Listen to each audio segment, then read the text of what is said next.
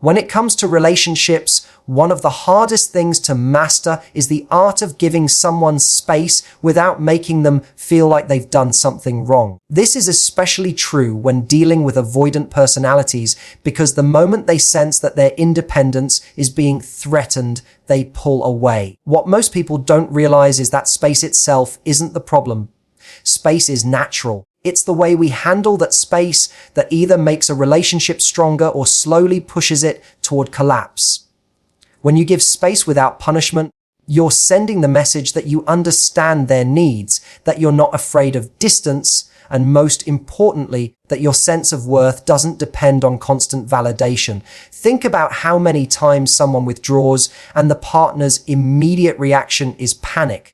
They start sending more messages, calling more often, or asking questions like, "Did I do something wrong?" These actions come from fear, not strength, and they communicate neediness rather than confidence. To an avoidant, that's suffocating.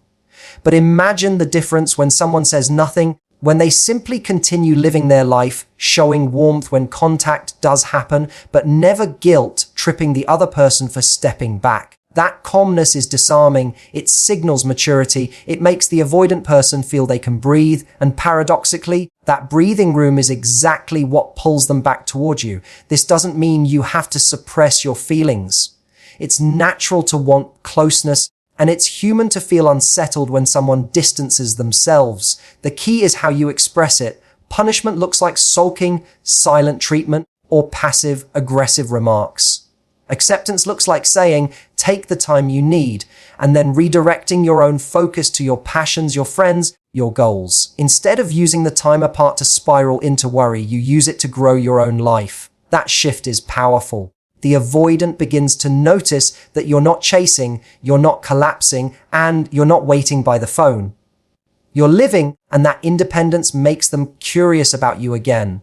Another reason giving space without punishment works is because it establishes emotional safety. Avoidants aren't running because they don't care, they're running because intimacy triggers fear. If every time they step back they're met with guilt or anger, that fear is reinforced. But when they step back and see that you're still steady, still kind, and still open when they return, their nervous system relaxes. They learn that being with you doesn't mean losing themselves. They learn that closeness doesn't come with hidden strings attached. That sense of safety is what keeps them coming back again and again.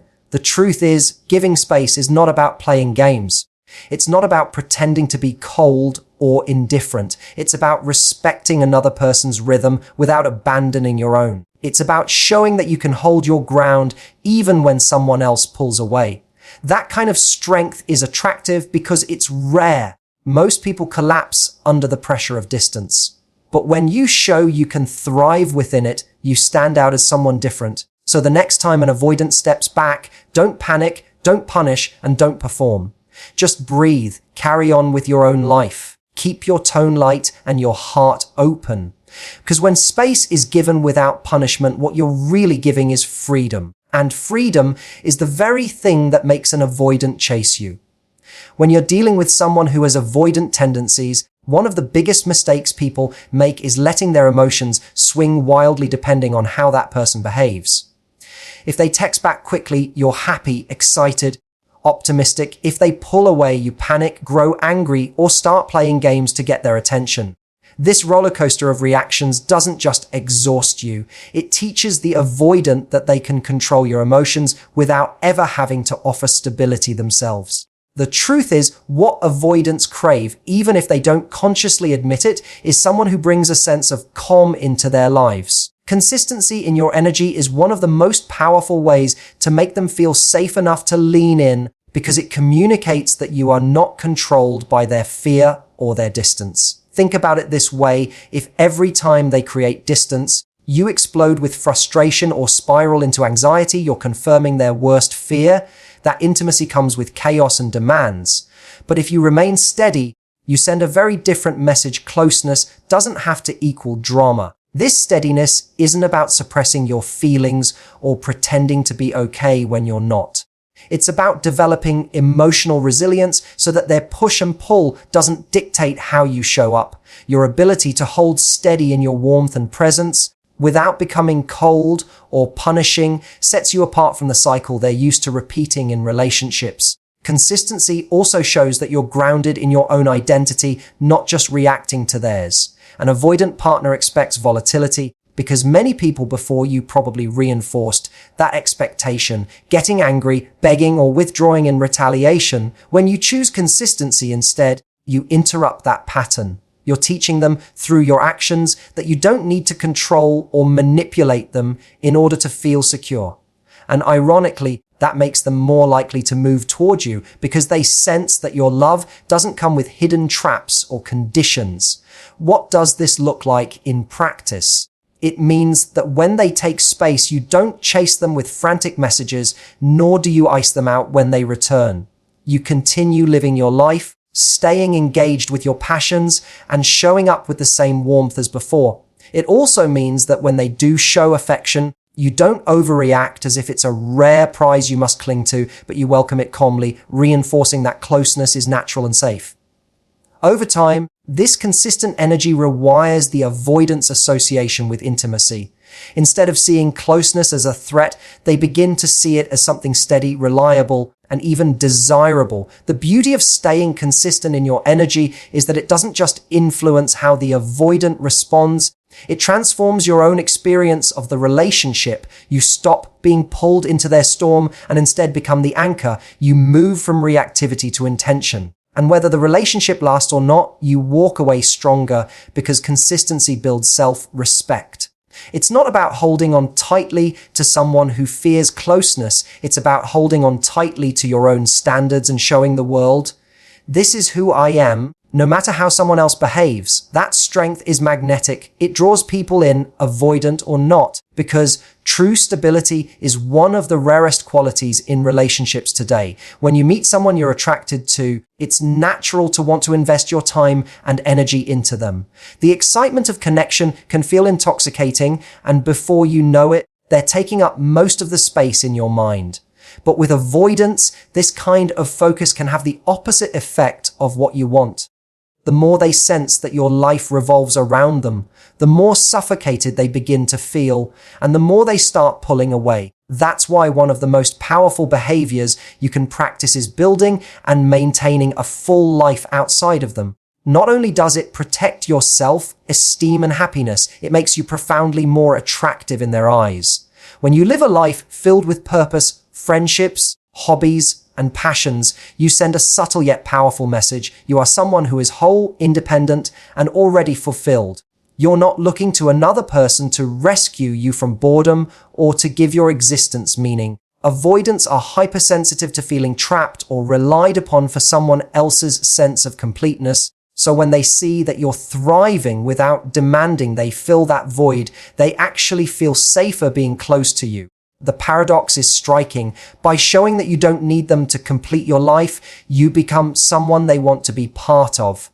Think about it this way. If every time you get a free moment, you're sitting by your phone waiting for their text, you're not just putting your life on hold, you're communicating that your joy depends on them. That creates pressure.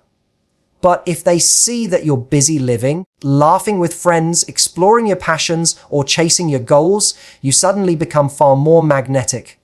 People are drawn to those who have momentum, those who exude energy and direction. Your life begins to look like something they want to join rather than something they feel obligated to carry. Building a full life outside them also gives you balance and perspective. Relationships can be emotional roller coasters, especially with avoidants who fluctuate between closeness and distance. If your entire identity is tied up in whether they are warm or cold that day, you'll feel like you're at the mercy of their moods. But when you've cultivated other sources of joy, be it a workout routine you love, a creative project, meaningful work, or strong friendships, you anchor yourself. Their behavior no longer dictates your self-worth, because you've created multiple streams of fulfillment. That confidence, that sense of, I'm okay whether you show up or not, is incredibly attractive. It's also worth noting that independence doesn't mean indifference. You're not ignoring the relationship or withholding care. What you're doing is refusing to collapse your entire world into one person.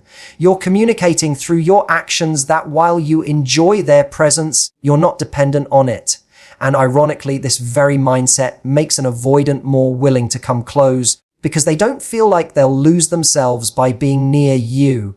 They see you as someone who adds value to their life, not someone who demands it. The most beautiful part of this behavior is that it benefits you whether the avoidant ultimately chases you or not. A life that is rich and multifaceted is a life that brings you resilience. When your identity is rooted in who you are and what you love, rather than in what someone else gives or withholds, you carry yourself differently. You become more confident, more grounded, and more magnetic to everyone around you. And if the avoidant does choose to step closer, it won't be because you begged or clung, but because your independence drew them into your orbit. That's the kind of attraction that lasts because it's built not on desperation, but on genuine strength. When it comes to relationships, one of the biggest mistakes people make, especially with avoidant partners, is confusing boundaries with ultimatums. On the surface, they may sound similar. Both involve drawing a line and expressing what you need. But the difference is crucial. Ultimatums are about controlling someone else's behavior, while boundaries are about expressing your standards and protecting your own peace. This difference is the bridge between pushing an avoidant further away and creating an environment where they feel respected enough to lean in.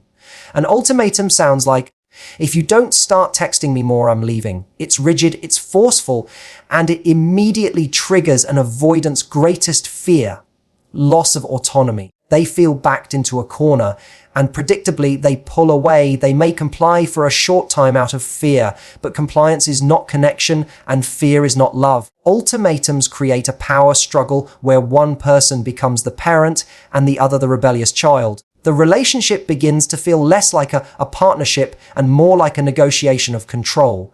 Boundaries, on the other hand, shift the focus back to yourself. A boundary says, I value communication and I feel connected when I hear from my partner regularly.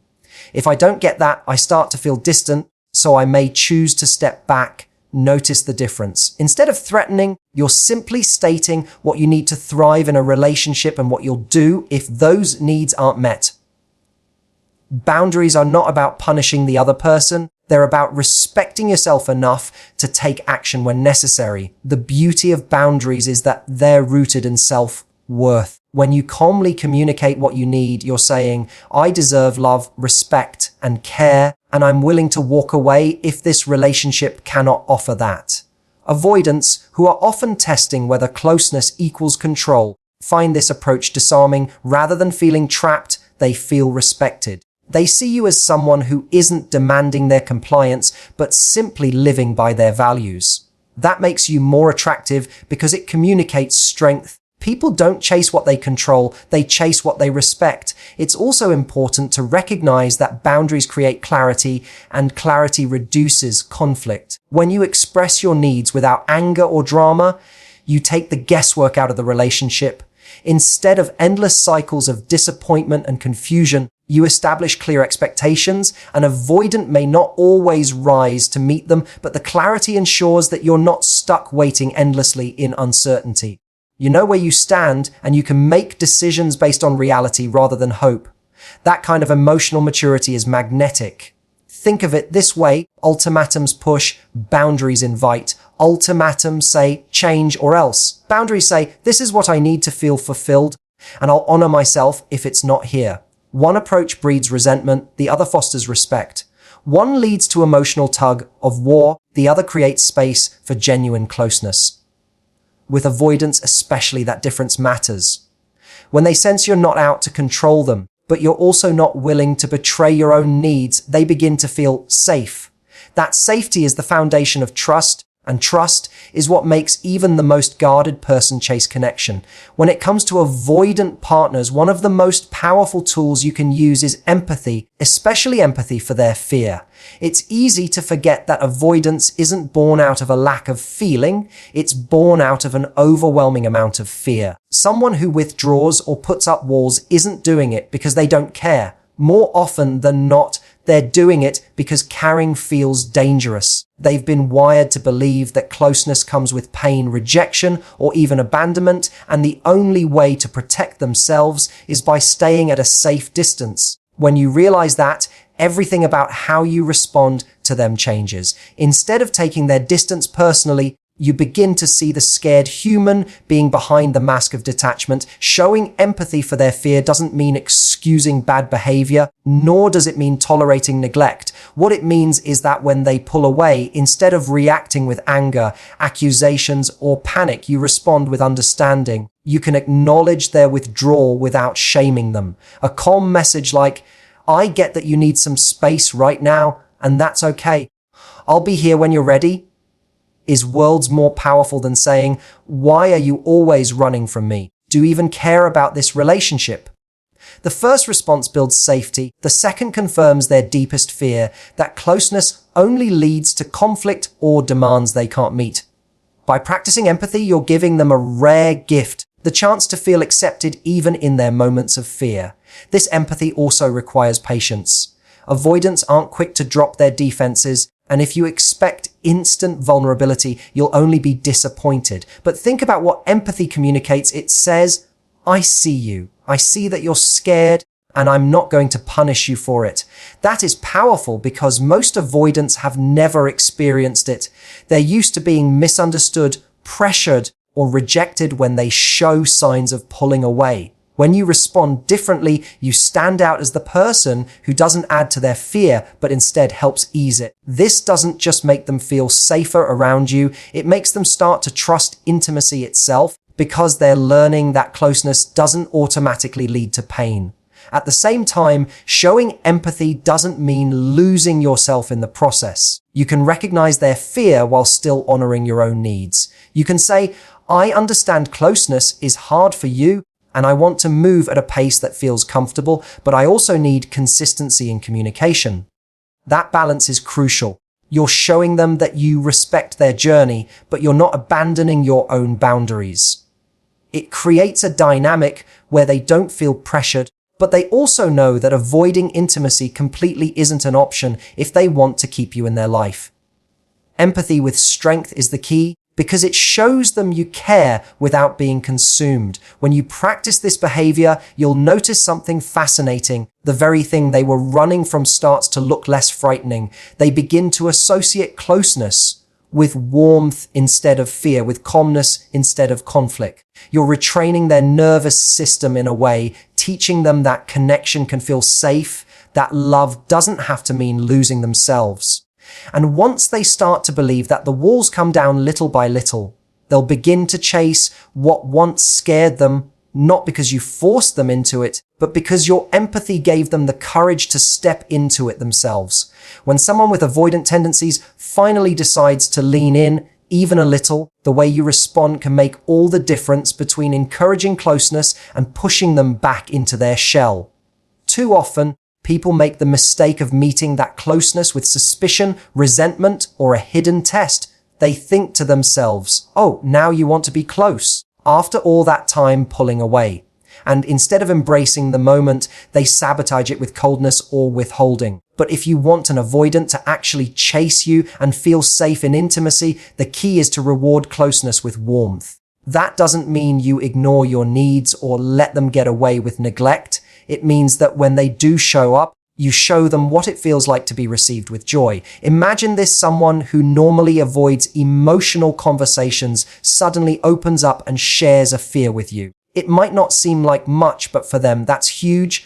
If you respond with criticism, a lecture, or an "about time," they'll retreat immediately and feel validated in their fear that closeness only leads to pain. On the other hand, if you respond with presence, kindness, and genuine appreciation, you give them an entirely different experience. They begin to associate vulnerability with warmth, not rejection. The mind and heart remember that. Slowly, they start to feel safer repeating the behavior because closeness becomes connected to something positive rather than threatening. This isn't about rewarding bad behavior or doing all the emotional labor for them. It's about reinforcing the exact moments you want more of. When someone leans in, you lean into not by smothering them, but by showing acceptance. A smile, gentle touch, or even just saying, "I love when you share things like this with me," can go further than a grand gesture. Humans, at their core, move toward what feels good. Avoidants are no exception. The reason they usually pull away is because closeness feels suffocating or unsafe. Your warmth rewires that pattern, teaching them that they can breathe and thrive in connection. Think of it like training trust. If every time a child tries something brave they're criticized, they'll stop trying. But if every attempt is met with encouragement, they'll keep stretching themselves. The same psychology applies here. An avoidant has trained themselves to believe closeness equals risk. Your job, if you want a healthy dynamic, is to make sure closeness equals reward. That doesn't mean being endlessly patient while neglecting your own needs. It means balancing boundaries with compassion. When they do show up, acknowledge it, appreciate it, and let them feel your warmth. Over time, this consistency shifts the dynamic. Instead of feeling chased or pressured, the avoidant begins to feel drawn toward you because you represent something rare, intimacy that doesn't trap them. That is the real magnet. And here's the most powerful part. By rewarding closeness with warmth, you're not just changing how they see you. You're changing how they see intimacy altogether. They begin to discover that love doesn't have to mean loss of freedom, that opening up doesn't have to mean pain, and that closeness can actually be a source of joy. And once someone has tasted that, they'll want to chase it again and again.